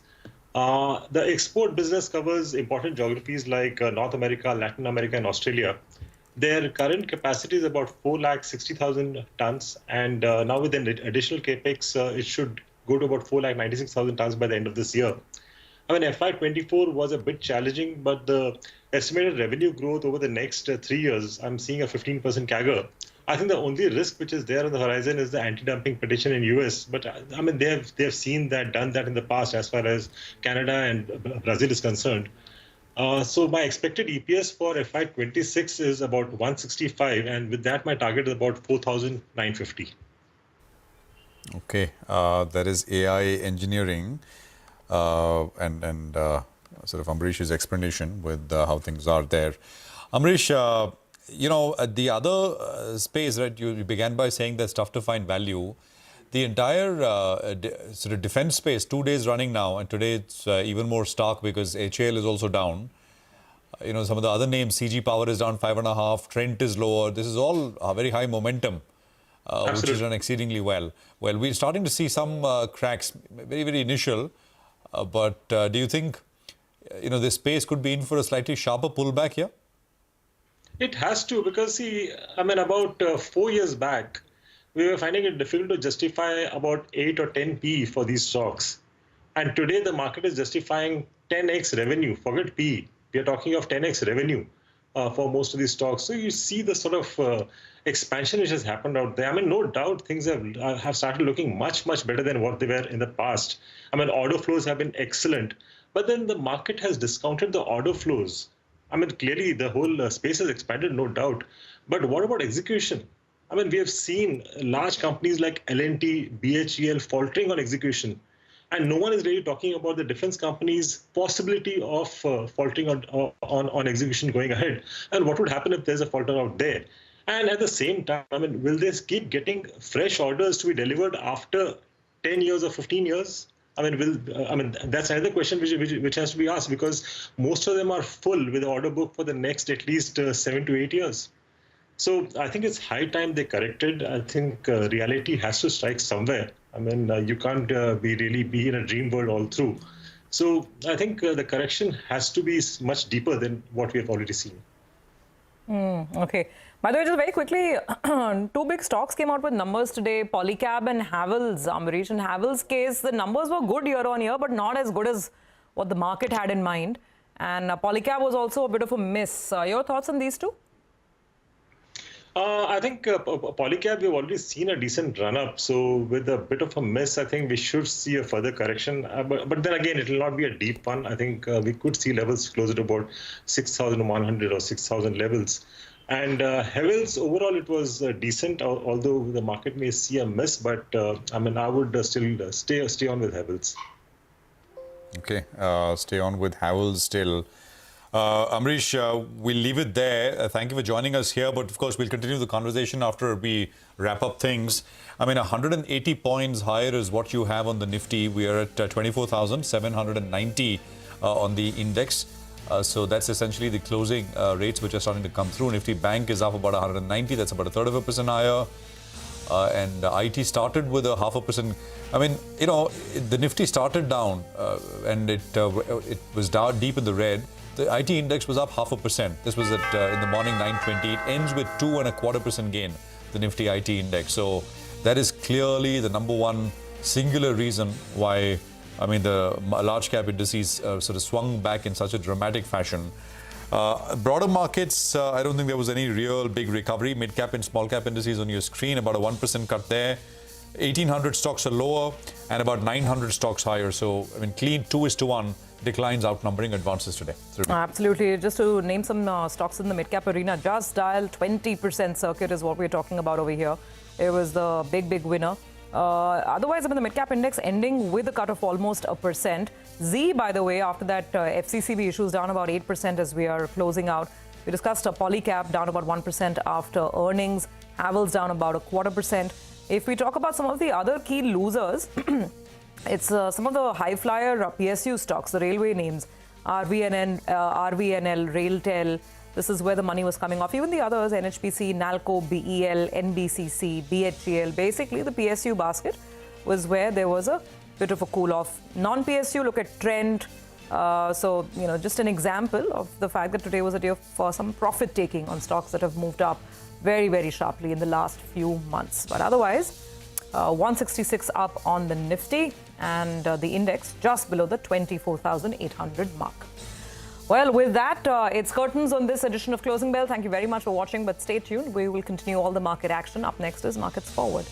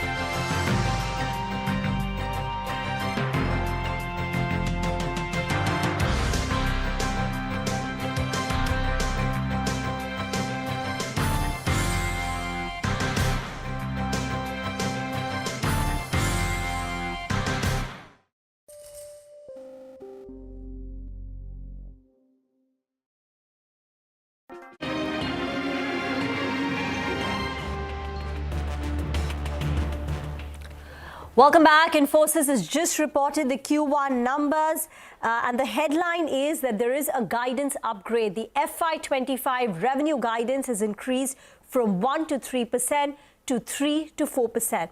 Awaiting the Q1 details, but needless to say, it will be a big, a positive surprise compared to what the street was anticipating, which explains this kind of a guidance upgrade. So FY25 revenue growth outlook for Infosys has been raised to 3 to 4% from 1 to 3%. And I think Infi would now be, we've got the margin number at 21.1%. It's a good 40 basis points ahead of what the street was anticipating. So margins have beaten street expectation, and they've expanded by 100 basis points. Constant currency revenue for the reporting quarter is 3.6%. Quarter on quarter, and that's a lot higher than I think the 2.2 was the expectation, right? About 2.5% was the expectation, but there was no one on the street who was anticipating a number above 3%. 3.6%. So this has actually come in as a big positive surprise, and it can't just be execution of previously won deals. So 4.1 billion are the large deals, the TCV for the quarter reported, is what they're talking about. And like you said, the guidance increases also come through. I'm just trying to open the fact sheet to look at the breakup in terms of the geographies. If we talk about the number of active clients, June quarter ending June 30th, the total number of clients is 1867, which compares with 1882. So the total number of active clients has actually gone down, but perhaps they've added some more in the top level. So yeah, the contribution from the top 5 clients is very steady at about 13.5%. That hasn't changed too much. Let's look at the industry segments. Yeah, so here we've got the growth numbers coming in. Revenue by business segment. That's okay. Yeah, no, I'm not getting. Yeah, the constant currency growth, but this is a year-on-year. Financial services, there is some growth. 0.3% is what they're talking about. Retail has shown a contraction. There's growth in the communications vertical, 5.4%. There's growth in energy and utilities. Actually, all the verticals are showing growth. Manufacturing is up. High tech, almost all of them. Life sciences, all of them, barring retail, are showing constant currency growth. So verticals seem to be not too bad. We'll have to wait for the quarter-on-quarter performance in revenues. What you spoke about is the year-on-year. Is the year-on-year, yeah. Is the year-on-year. So we'll need to get into the nitty-gritties of it. But this is an excellent start to the year. And even the number of deal wins at $4.1 billion, it's largely comparable to what the company last quarter, it was $4.5 billion. This quarter, it stands at $4.1 billion. And 57% of these are net new. So deal wins are intact. There is a big beat in the company's revenues. 3.6% constant currency revenue growth ahead of street expectations of 2.5%. And this is on top of the pack. Just to put the numbers in context, LTIMindtree was at 2.6%, TCS was at 2.2%, and HCL Tech was an expected decline. So Infosys has come in at 3.6%. It's ahead of the peer set. Secondly, there is a solid margin expansion of 100 basis points. So margins have come in at 21.2%. 21.1%, which compares with 20.1%. So beat on revenues, a beat on margins. Even the cash flow is the best ever. They've managed to sustain strong deal wins at $4.1 billion, which compares with $4.5 billion in the prior quarter. Big revenue guidance upgrade at 3 to 4%. The guidance to begin with was considered fairly conservative. And after this Q1 beat, I suspect the asking rate for Q2 to Q4 also should not be very high. The margin guidance has sustained at 20 to 22%. So I've got a quote now from Salil Parekh. He's saying, with a focused approach for generative AI for enterprises working with their data sets on a cloud foundation, we have strong traction with our clients. And then he's talking about Topaz, Cobalt, and some of their other capabilities. I'm not getting very specific line on whether the demand environment is changing or not. They're saying that a lot of it is a testimony to Infosys' own differentiated offerings. In Q4, when the numbers were very weak, also his press release read a very similar number. Yeah. Like, our differentiated offerings. Exactly. It's not telling us about the real demand environment. It doesn't, that quote play that you were reading, even I had a look. But even in Q4, it doesn't say that, things are bad, this is what happened to us. So there's not much to glean we have to from wait it. for maybe the we'll have to wait for the press conference yeah. to find out more about the demand situation. But this is come in as was a big beat. Prakash Diwan is now with us on the phone line. Prakash, these numbers, do they explain the rally that we've already seen? So Moshe Khatri is also with us. Do they explain the kind of surge that we've seen in the stock price so far, or does it warrant for a further re-rating? So, Riva, very clearly these numbers are far better than what all of us had anticipated. Particularly the constant currency growth is stupendous in this environment, particularly. And especially when you know that the likes of TCS and HCL have been struggling. Now, if you look at the stock, the change in the stock price in recent months, it's kind of played a bit of catch-up, but I think these numbers definitely propel much more re-rating. And of course, it has to be corroborated by the press conference, once the management gives us an indication that this is going to continue. So very, very positive. In spite of the number of active clients which Sudhir was reading out, if these are the numbers, then you know the quality of the mix of contracts from clients has gone up. So let's look at that. And if they maintain that 4 billion plus kind of zone on the TCVs, then you at least know that the next 2-3 quarters execution will also be very promising. Moshe Khatri is also with us. Moshe, the screen was telling you that there is optimism going into the numbers. What have you picked up from the investor sentiment after TCS, HCL Tech? And what are your key takeaways from Infosys right now? Well, you have to remember that we started this earnings season with some skepticism on the investor side about that recovery for the second half. And on top of that, you've had this irrational kind of discrepancy between booking growth that's been pretty robust during the past 12 to 18 months versus what we've seen in terms of revenue growth. So you had that disparity. And on top of that, you've had some skepticism that the industry is going to be able to grow given the concerns over the disruptive nature of Gen AI. So here you go. You had TCS coming out with better than expected results. They did indicate, we did hear obviously before the quarter that some of those large deals are starting to convert in a better pace. And I think now it seems that you've had probably the best scenario coming through. TCV numbers look pretty good, very healthy sequential growth, as you said. The margins look better than expected. They did raise guidance. So the real question now is whether this is predominantly a function of those deals ramping, or there's also an uptick in discretionary spending. We're not seeing that latter part yet, but that remains to be seen in terms of whether management talks about this during their media call or their analyst earnings call later on. But again, you've had a pretty skeptic investor base before earnings, and at this point, you've seen a lot of those issues kind of being addressed with better than expected results, and that's a big deal. I get that there were a lot of skeptics, Moshe, prior to the numbers, but after what we heard from TCS and HCL Tech, did you see buyers come in? Or are they still waiting for more evidence? And does Infosys provide the evidence that you need to go out there, for investors to go out there and buy?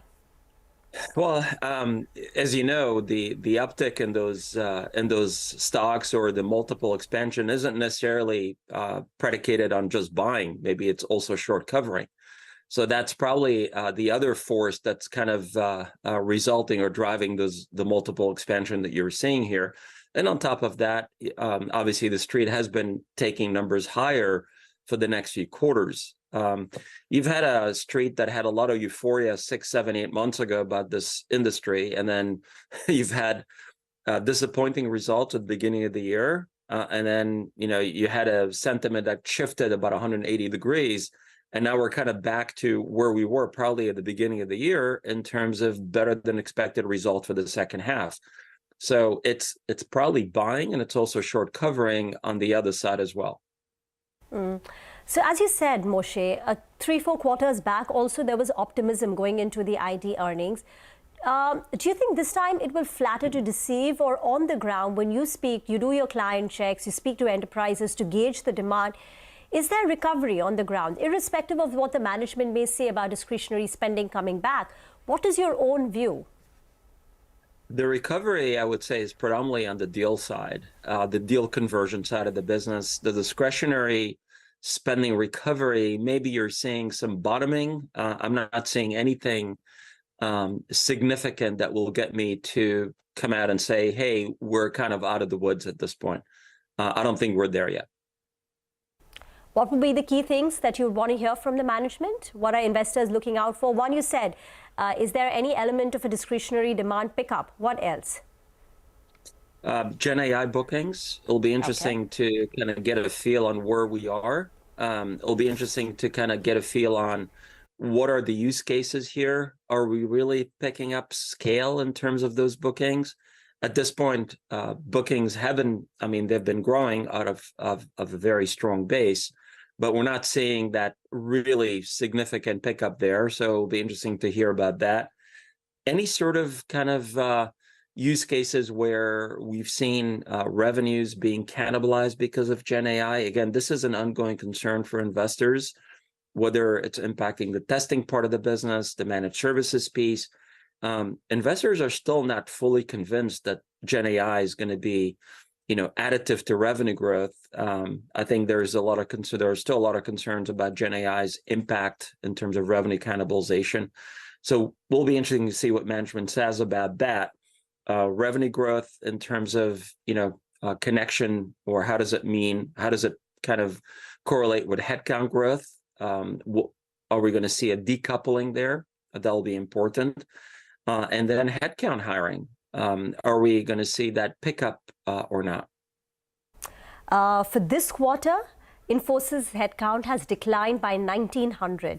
This marks the 6th consecutive quarter where the overall employee base of Infosys has shrunk. And in the last 6 quarters, their employee base has come down by 31,500. So we saw some increase in TCS's hiring in the current quarter. But for Infosys, the employment, the overall headcount continues to come under pressure. The company is attrition has been stable at 12.7%, but the overall headcount is down for the 6th consecutive quarter. Prakash, anything more that you've picked up on Infosys numbers that you'd like to highlight? So, Reema, to add to the question that you had earlier in terms of how does the investor sentiment change after this set of numbers, I think if you look at the change in P multiples that we saw recently, the enhancement of the P multiple, that probably will get a bit mitigated with the EPS estimates going up significantly now that you have a 3 to 4% guidance, which is significantly better than what everybody penciled in. I mean, we had estimates which were on the 1-3% band. So this will change. Headcount coming down is a sign of probably better utilization levels. And I think they are at a different stage of the cycle, the hiring cycle, and you could probably see hiring big aggressively. All in all, the momentum continues back. It also allows what do you put money to in the next. Okay. Prakash, got you on a bit of a scratchy line, but thank you very much for joining in. Moshe, you too, for your early insight. The press conference is scheduled at, I think, 4:30 p.m. We will be on it, and we'll get you what the management has to say. Q1, to quickly wrap up, Infosys has clocked in a blockbuster quarter, beat on all parameters, revenues, margins, revenue growth ahead of peers at 3.6% on a quarter-on-quarter basis versus expectations of 2.5%. Margins expand by 100 basis points. Deal wins have been strong at $4.1 billion. The company goes ahead and ups the full-year revenue guidance to 3 to 4%, while the margin guidance has been retained at 20 to 22%. If you have to find fault, it's on the fact that hiring for the company continues to moderate, and in the current quarter, the total headcount for the company has come down by 1,900 employees. We're going to take your leave. We'll come back with more analysis and news. Stay tuned.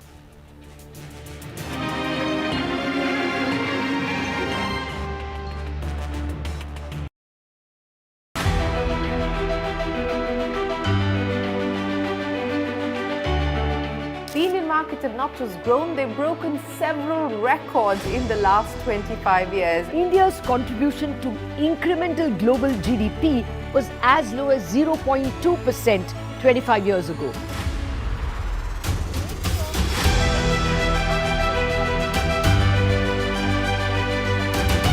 Over the last 25 years, CNBC-TV18 has closely followed the remarkable ascent of India's pharmaceutical sector. There was a time 25 years back that it was all about the FIIs. If FIIs would buy, markets would rally. If FIIs would sell, market would fall.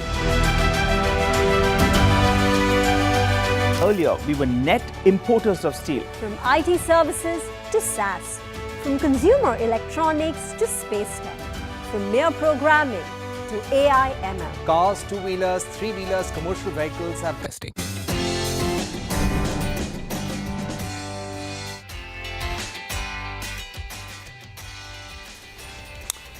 Hello and welcome to Markets Forward. I'm Nigel D'Souza and join me as always is Surbhi. Well, Surbhi, it's a bit of a short one that we're going to go through, but in terms of today's trading action, quite an interesting one, right? The headline index did very, very well. The Nifty appeared that it wants to break out, wants to move towards the 25,000 odd mark. And it was yet another day where the large caps, well, they outdid the mid caps in today's trade. The buy on dips, well, that worked. You pull up the intraday chart.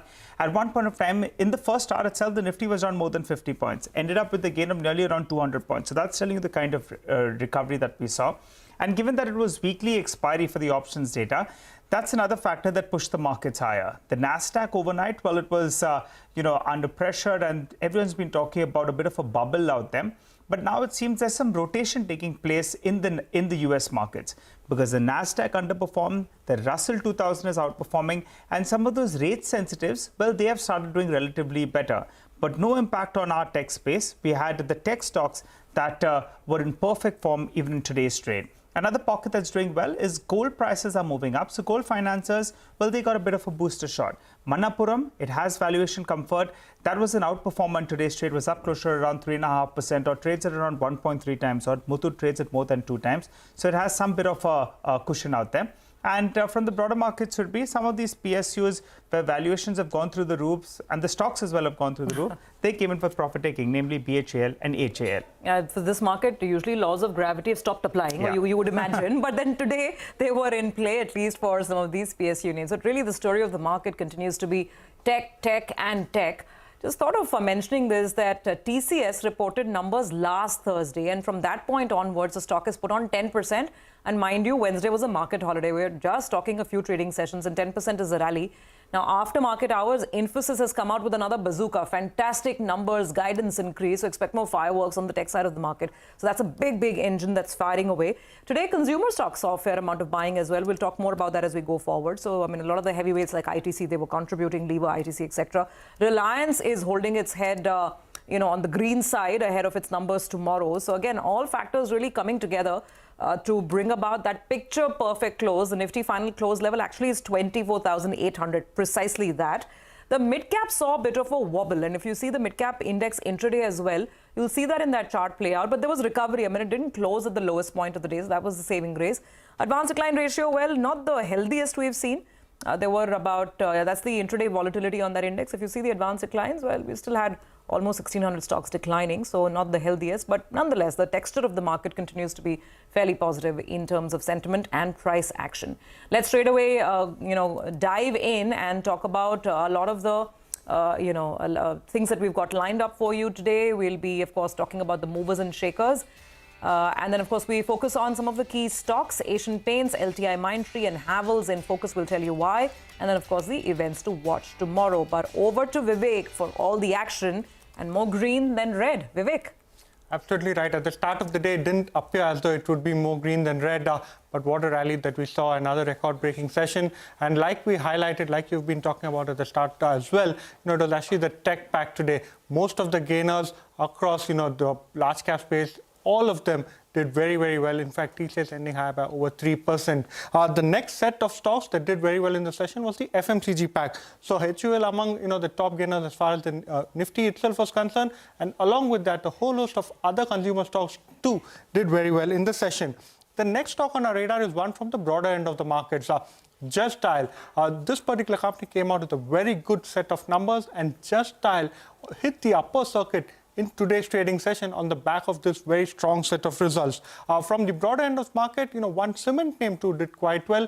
India Cements today was up on very, very strong volumes, up almost 7%, and it's continuing its rally ever since Ultratech has picked up stake in this particular name. The last stock to round off the gainers list was Manappuram Finance. Today, another MNC brokerage, Jefferies, initiated coverage on the gold financier's name, Manappuram, ending higher by almost 3.5% on the back of that particular initiating that did come by. On the other hand, which are the set of stocks that saw weakness? The capital goods space today saw quite a bit of weakness. Siemens down almost 5% in today's trading session. Z was another stock, despite the fundraise approval coming in, that particular stock ended sharply lower in the session today, almost 8% lower. And the other set of stocks that saw a bit of cooling off today was the consumer durable as well as EMS names. So these names, have a look at names like Havells, not a bad set of results, despite that, stock ended slightly lower. Polycab almost 1.5% lower. Phenolics Cables, Amberent and Dixon Tech, these were some of the other sharp laggards in the session today. Okay, all right. Thanks a lot for that, Vivek. Well, let's welcome our guest on the show. We have Ambrish Palika, market expert, and Shilpa Raut, who join us. Hi, ladies and gentlemen. Thanks a lot for joining in. Shilpa, what a move today. Earlier in the trading session, you thought maybe we're going to see that long-awaited pullback. Wasn't to be? 25,000 is almost here. Yes, definitely. We have been speaking, on Monday also, we were hoping that this 25,000 mark very, very strong and very sharp. So it is happening. We are almost there, and we should see this 25,000 mark in a couple of sessions. Talking about Bank Nifty also, it is on that breakout. It has now sustained above 52,500, which is very, very important for this index to move towards 53,000 to 53,300. So both index very well placed, and we will see some more upside from. Okay, got that, Shilpa. Let's quickly go across to Ambarish as well. Ambarish, we thought we'll talk to you about LTIMindtree, but Infosys has eclipsed all of it with those great numbers. But really, what would your advice be on Infosys? And let's also throw in one more big boy, Reliance, which reports numbers tomorrow. That's the big one to watch out for tomorrow. So just your view on both the stocks and the positioning that it is advisable.